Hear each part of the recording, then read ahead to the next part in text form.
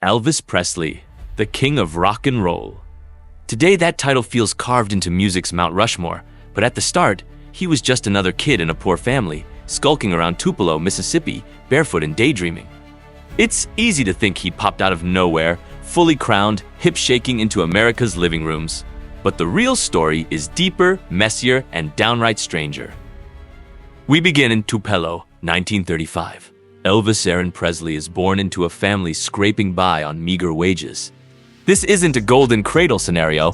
We're talking no-frills living, church as a social center, and music mostly heard in humble contexts, gospel choirs, back porch pickers.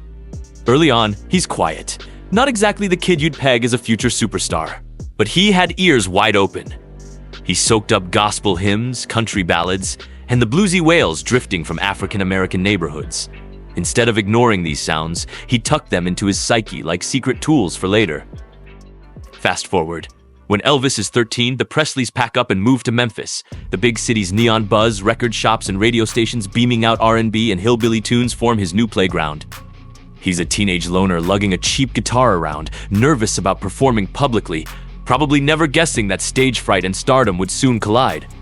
Graduating high school in 1953, he takes odd jobs, truck driving, mostly. Let's picture this: Elvis, the future king, delivering packages and humming tunes behind the wheel. Fame is nowhere in sight, just a dream lurking in his back pocket. Then 1954 rolls around, and Elvis walks into Sun Studio. He's recorded a couple of songs before as gift records for his mom, but now he's on Sam Phillips' radar.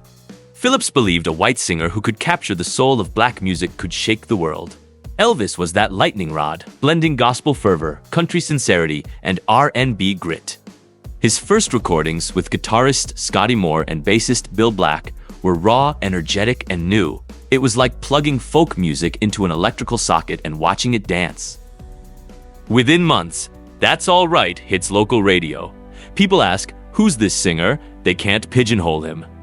Country stations think he's too bluesy. R&B fans think he sounds different but exciting, and kids love it because it's unlike anything their parents danced to. The quiet kid is now a local sensation. Radio DJs champion him. Soon he's signing with RCA, and by 1956, Heartbreak Hotel smashes into national charts. Suddenly, Elvis mania begins. Teens scream, adults worry, and church elders clutch pearls because this boy swivels his hips suggestively. TV appearances follow. He performs on The Ed Sullivan Show, though at first Sullivan said he'd never book Elvis due to his vulgar moves. Of course, ratings matter more than moral panic, so Elvis hits primetime, beamed waist up to avoid upsetting modest viewers. But the mystique only grows. Instead of calming down, fans lose their minds. He becomes the most recognizable face in America almost overnight. Record deals, movie contracts, and sold-out tours ensue. A kid who was once too shy to belt out a tune in public now commands arenas. But this rocket to fame isn't all spotlight and applause. Underneath, Elvis grapples with identity. He's a Southern boy raised on respect and modesty, suddenly the epicenter of cultural upheaval. The media calls him scandalous. Religious leaders denounce his animal moves. And mainstream America debates whether he's the devil or a hero.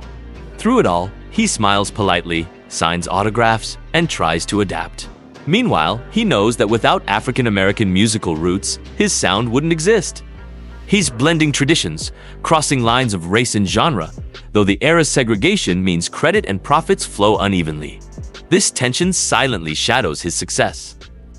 But the U.S. Army calls. In 1958, at the peak of his early career, Elvis gets drafted. Some stars would dodge. Elvis goes, becoming a soldier in Germany. The break could have killed his momentum.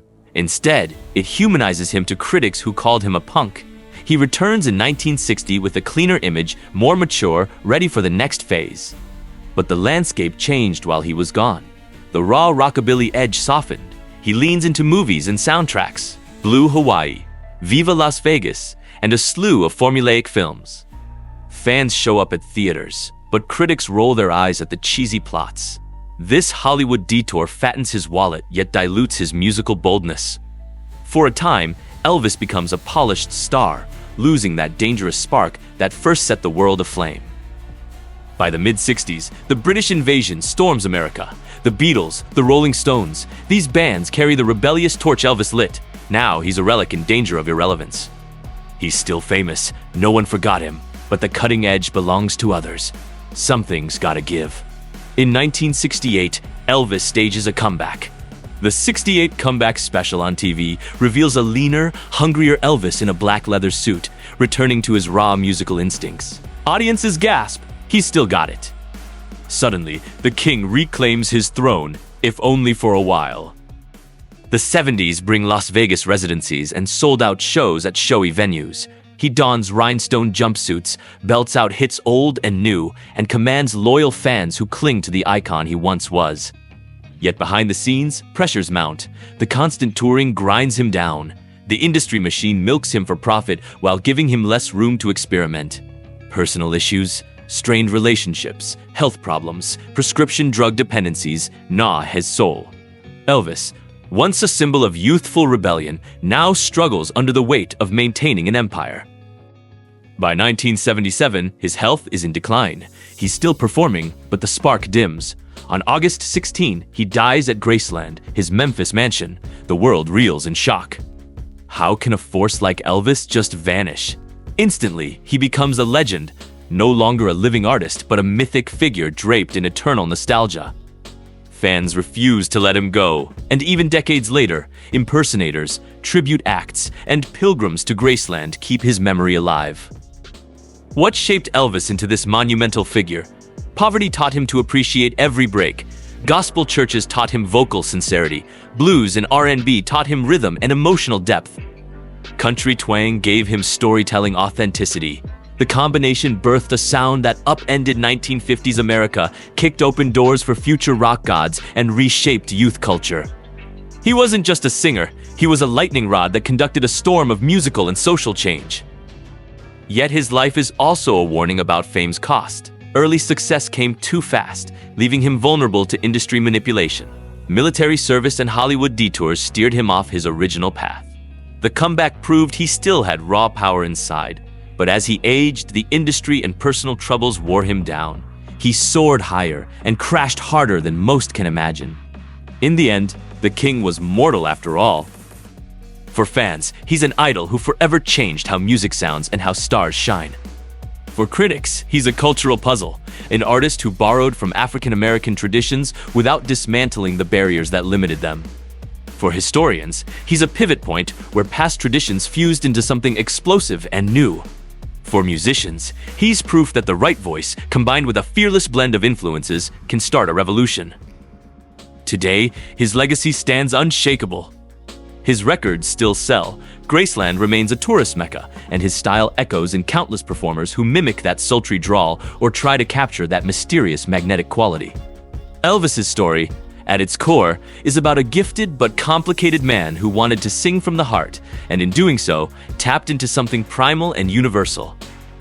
The king may have left the building, but his echo lingers. Elvis Presley's tale reminds us that true legends don't vanish. They weave themselves into the fabric of culture forever. Love him or question him, his voice still hums behind every rock riff, every rebellious teenage sigh, and every stage where a performer dares to shake the world instead of politely nodding along.